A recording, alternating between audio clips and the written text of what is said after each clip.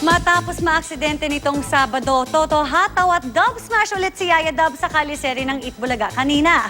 Pero napasobra ate si Yaya at nawalan pa ng malay. Bago nakitang walang malay si Yaya Dub, may narinig na boses na tumatawag kay Lola ni Dora. Kay Yaya Dub na nga ba ang misteryosong boses na ito? Yan ang chika ni Katatibayan.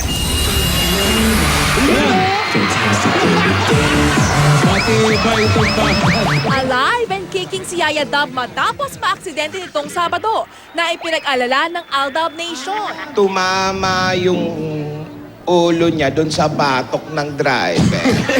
At kahit medyo nahihilo-hilo pa si Yaya, Okay ka na, Yaya? sariwa pa rin ang kilig sa first date nila ni Alden.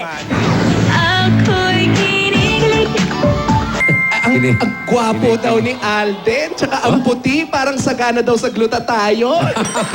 Si Alden, inaamoy-amoy pa ang naiwang notepad ni Yaya. Si Yaya, kilig na kilig sa kispirin at mensahe ng pambansang day. Hoy, dub smash na, ano daw? Pati yata si Lola ni Dora, kinikilig na rin. Kinikilig ako.